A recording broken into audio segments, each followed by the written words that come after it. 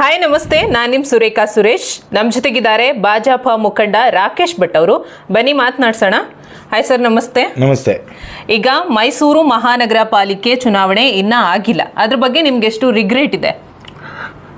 ಭಾಳನೇ regret ಇದೆ. ಇವತ್ತು ಮೈಸೂರು ನಗರ ಹೇಗಾಗಿದೆ ಅಂತಂದರೆ ಹೇಳೋರು ಕೇಳೋರು ಇಲ್ಲದೇ ಇರೋಂಗಾಗಿದೆ. ಆಡಳಿತ ಪಕ್ಷ ನಮ್ಮ ಮೈಸೂರಿನ ಮುಖ್ಯಮಂತ್ರಿ ಆಗಿದ್ದರೂ ಸಹ ನಮ್ಮ ಜನತೆ ಕಷ್ಟನ ಯಾವುದೇ ರೀತಿಯವರು ಸ್ಪಂದಿಸೋಕ್ಕಾಗ್ತಾಯಿಲ್ಲ. ಯಾಕೆಂದರೆ ಆಡಳಿತ ಹೇಗಿರಬೇಕು ಅಂತಂದರೆ ಎಲ್ಲನೂ ಮುಖ್ಯಮಂತ್ರಿನೋ ಉಸ್ತುವಾರಿ ಮಂತ್ರಿನೋ ಮಾಡೋಕ್ಕಾಗಲ್ಲ. ಹಾಗಾಗಿ ಪಾಲಿಕೆ ಸದಸ್ಯರು, ಪಂಚಾಯಿತಿ ಸದಸ್ಯರು ಹೀಗಿರೋವಂಥದ್ದು. ಪ್ಲಸ್ ಆಡಳಿತ ವಿಕೇಂದ್ರೀಕರಣ ಕಲ್ಪನೆಯೇ ಇವತ್ತು ಜಾರಿ ಆಗೋಕ್ಕಾಗ್ತಾಯಿಲ್ಲ. ಯಾಕೆ ಅಂತಂದರೆ ದಿನನಿತ್ಯ ಒಬ್ಬ ನಗರ ಪಾಲಿಕೆ ಪ್ರತಿನಿಧಿ ಅನ್ನೋನು ಇದ್ದಿದ್ರೆ ಇವತ್ತು ಇದೇ ರಸ್ತೆಗಳಲ್ಲಿ ಓಡಾಡ್ತಾ ಇದ್ದ. ಇವತ್ತು ನೀವು ನೋಡಿ ಮೈಸೂರು ರಿಂಗ್ ರಸ್ತೆ ಸುತ್ತ ಭಾಳ ವ್ಯವಸ್ಥಿತವಾಗಿ ಒಂದು ಕಸ ಎತ್ತೋ ಅಂತ ಕೆಲಸ ಆಗ್ತಾಯಿಲ್ಲ. ಅದು ಕಟ್ಟಡ ತ್ಯಾಜ್ಯ ಆಗ್ಬೋದು, ಎಲ್ಲೆಂದ್ರಲ್ಲಿ ತಂದು ಸುರಿತಾ ಇದ್ದಾರೆ. ನಾವು ಯಾರ ಹತ್ರ ಹೇಳೋದು? ಅಧಿಕಾರಿಗಳಂತೂ ಫೋನ್ ಎತ್ತಕ್ಕಾಗಲ್ಲ. ಯಾಕೆ ಅಂದರೆ ಇವತ್ತು ಮೈಸೂರು ನಗರ ಭಾಳ ಬೆಳೆದಿದೆ. ಇವತ್ತಿದ್ದ ಅಧಿಕಾರಿ ಇನ್ನೆಲ್ಲೋ ವರ್ಗಾವಣೆ ಆಗಿರ್ತಾರೆ. ನಮ್ಮ ಸಮಸ್ಯೆ ಯಾರ ಹತ್ರ ಹೇಳ್ಕೋಬೇಕು? ಒಂದು ರೀತಿ ಪಾಲಿಕೆ ಚುನಾವಣೆ ನಡೆಸ್ತೇನೆ ಸರ್ಕಾರ ನೇರವಾಗಿ ಜನರಿಗೆ ದ್ರೋಹ ಮಾಡ್ತಾಯಿದೆ. ಹಾಗಾಗಿ ಎಲ್ಲರೂ ಕೂಡ ಯಾವುದೋ ಒಬ್ಬ, ನಾನು ನೋಡಿದೆ ಮೊನ್ನೆ ಎಲ್ಲೋ ಒಂದು ಸಾಮಾಜಿಕ ಜಾಲತಾಣದಲ್ಲಿ ನೋಡ್ತಾ ಇದ್ದೆ, ಒಂದು ಕಸ ಎತ್ತಕ್ಕೆ ಕೂಡ ಸಂಸದರು ಬಂದಿಲ್ಲ ಅಂತ ಹೇಳಿ ಜನ, ರಿಂಗ್ ರೋಡಲ್ಲಿ ಕಸ ಎತ್ತಕ್ಕೆ ಸಂಸದರು ಬರಬೇಕು ಅಂತೇಳಿ ಜನ ಒತ್ತಾಯ ಮಾಡ್ತಾ ಇದ್ದು ಅಂತ ನೋಡಿದೆ. ಜನಕ್ಕೆ ಸಂಸದರಿಂದ ಏನು ಪಡಿಬೇಕು, ಶಾಸಕರಿಂದ ಏನು ಪಡಿಬೇಕು ಅನ್ನೋ ಪರಿಜ್ಞಾನ ಇದ್ದರೂ ಕೂಡ ರಾಜ್ಯ ಸರ್ಕಾರ ಅವ್ರನ್ನ ತಪ್ಪುದಾರಿಗೆಳೆದ್ಬಿಟ್ಟು ಮೋಸ ಮಾಡ್ತಾ ಇದೆ. ಹಾಗಾಗಿ ಭಾಳ ರಿಗ್ರೆಟ್ ಇದೆ. ಚುನಾವಣೆ ಆಗಬೇಕು. ಅಂದರೆ ರಾಜ್ಯ ಸರ್ಕಾರ ಯಾಕೆ ಇನ್ನೂ ಚುನಾವಣೆ ಮಾಡ್ತಾ ಇಲ್ಲ ಅಂತ ಅನಿಸುತ್ತೆ? ಬಹುಶಃ ಅವರ ಕೆಲಸ ಮಾಡಿದ್ದು ಅವ್ರಿಗೆ ನಂಬಿಕೆ ಇಲ್ಲ ಅನಿಸ್ತದೆ. ಯಾಕೆ ಅಂದರೆ ರಾಜ್ಯ ಚುನಾವಣೆಗೋ ಗ್ಯಾರಂಟಿಗಳು ಕೊಟ್ಟರು, ಆಮಿಷಗಳನ್ನೊಡ್ಡಿ ಮತದಾರರನ್ನ ಬಲೆಗೆ ಹಾಕ್ಕೊಂಡು ಇವತ್ತು ಸರ್ಕಾರ ಮಾಡಿದ್ದಾರೆ. ಆ ಕಾರ್ಪೊರೇಷನ್ ಚುನಾವಣೆಯಲ್ಲಿ ಬಹುಶಃ ಆ ರೀತಿ ಯಾವುದು ಉಚಿತ ಕೊಡಲಿಕ್ಕೆ ಅವ್ರ ಜೋಬಲ್ಲಿ ಏನೂ ಇಲ್ಲ ಅಂತ ಕಾಣಿಸ್ತದೆ. ಹಾಗಾಗಿ ಗೆಲ್ಲಕ್ಕಾಗಲ್ಲ, ಸೋಲಿನ ಭಯದಿಂದ ರಾಜ್ಯ ಸರ್ಕಾರ ಚುನಾವಣೆ ಮಾಡ್ತಾಯಿಲ್ಲ. ಎರಡನೇದು, ಬಹುಶಃ ಚುನಾವಣೆ ಮಾಡಲಿಕ್ಕೂ ಒಂದಷ್ಟು ಹಣ ಬೇಕಾಗುತ್ತೆ. ಬಹುಶಃ ಈ ಸರ್ಕಾರ ಆರ್ಥಿಕತೆ ಸರಿಗಿಲ್ಲದೆ ಇರೋದ್ರಿಂದ ಕೂಡ ಚುನಾವಣೆ ಮಾಡಲಿಕ್ಕೆ ಹಿಂದೇಟಾಗ್ತಾ ಇರ್ಬೋದು ಅಂತ ನನಗನ್ಸುತ್ತೆ. ಅಂದರೆ ಈಗ ಪ್ರಸ್ತುತ ಚಾಲ್ತಿಯಲ್ಲಿರೋ ಕಾಕ್ರೋಚ್ ಪಕ್ಷದ ಬಗ್ಗೆ ನಿಮ್ಮ ಅಭಿಪ್ರಾಯ ಏನು? ಕಾಕ್ರೋಚ್ ಪಕ್ಷ ಅದ್ರ ಬಗ್ಗೆ ಪ್ರತಿಕ್ರಿಯೆನೇ ಕೊಡಬಾರ್ದು ಅನ್ನೋ ಮಟ್ಟಿಗಿದೆ. ಆದರೆ ಇವತ್ತು ಸಾಮಾಜಿಕ ಜಾಲತಾಣದಲ್ಲಿ ಟ್ರೆಂಡಿಂಗ್ ಇದೆ ಅಂತ ನಾವೆಲ್ಲ ನೋಡ್ತಾ ಇದ್ದೀವಿ. ಏಕಾಏಕಿ ಅವರು ಸುಮಾರು 15 ಮಿಲಿಯನ್ ಫಾಲೋವರ್ಸು ಹೋಗಿರೋವಂಥದ್ದನ್ನ ನಾವು ಗಮನಿಸಿದಾಗ ಎಲ್ಲ ಪಕ್ಷದವರು ಏನು ಅಂತ ಕುತೂಹಲಕ್ಕೂ ಸಾಕಷ್ಟು ಜನ, ಉದಾಹರಣೆಗೆ BJP, ಕಾಂಗ್ರೆಸ್ಸು ಎಲ್ಲರೂ ಕೂಡ ಕುತೂಹಲಕ್ಕೆ ಕೂಡ ಫಾಲೋ ಮಾಡ್ತಾ ಇದ್ದಾರೆ.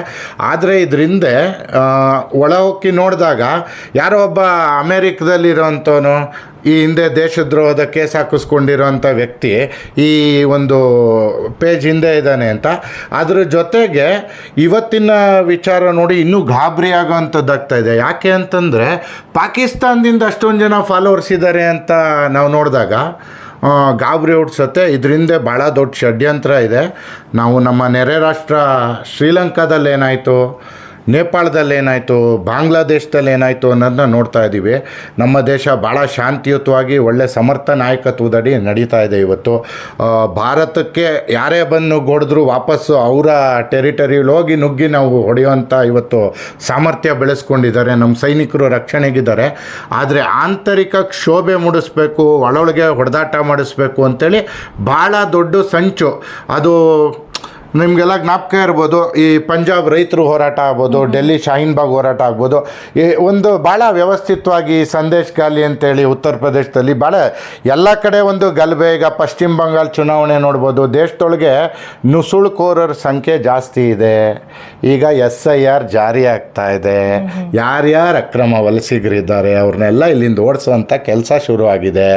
ಬಹುಶಃ ಆ ಅಕ್ರಮ ವಲಸಿಗರೆಲ್ಲ ಸಿಕ್ಕಾಕೊಂಡು ದೇಶದಿಂದ ಹೊರಗೆ ಹೋಗೋಕ್ಕೆ ಮುಂಚೆ ಇಲ್ಲೇನೋ ಏನೋ ಒಂದು ಗಲಭೆ ಮಾಡೋವಂಥದ್ದು, ಅದಕ್ಕೆ ವಿದೇಶಿ ಮೂಲದಿಂದ ಹಣ ಬರ್ತಾ ಇರೋವಂಥದ್ದು ಎಲ್ಲ ಕೇಳ್ತಾ ಇದ್ದೀವಿ.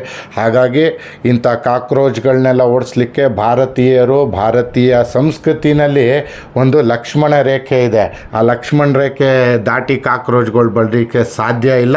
ಯಾಕೆ ಅಂತಂದರೆ ನಾವು ನೋಡಿದ್ವಿ, ವಿದೇಶದಿಂದ ಬಂದಂಥವ್ರನ್ನ ನಾವಿಲ್ಲಿ ಬಿಟ್ಕೊಳಕ್ಕೆ ಹೋದರೆ ಹಿಂದೆ ಬ್ರಿಟಿಷ್ ಅವರು ವ್ಯಾಪಾರಕ್ಕೆ ಅಂತ ಬಂದರು, ಮೊಘಲರು ಬಂದರು, ನಾವು ಅವ್ರಿಗೆಲ್ಲ ಸ್ನೇಹದಲ್ಲಿ ಕರ್ಕೊಂಡ್ವಿ. ಕೊನೆಗೆ ಏನಾಯಿತು, ಔರಂಗಜೇಬ್ ಬಂದು ಇದೆಲ್ಲ ಆಸ್ತಿ ನಂದೇ, ನೀವೆಲ್ಲ ನಮ್ಮವ್ರೆ ಅಂತಂದರು. ಇವತ್ತು ಮತ್ತೆ ಆ ಔರಂಗಜೇಬ ಅಕ್ಬರನ ಯುಗಕ್ಕೆ ಹೋಗೋದು ಬೇಡ.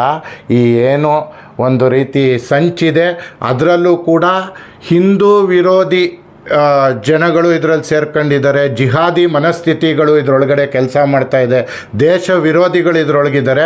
ಹಾಗಾಗಿ ನಾನು ಯುವ ಜನತೆಯಲ್ಲಿ ಪ್ರಾರ್ಥಿಸ್ತೀನಿ, ಭಾರತ ದೇಶ ಇವತ್ತು ಆರ್ಥಿಕತೆಯಲ್ಲಿ ಭಾಳ ದೊಡ್ಡ ಮಟ್ಟಕ್ಕೆ ಬೆಳೀತಾ ಇದೆ.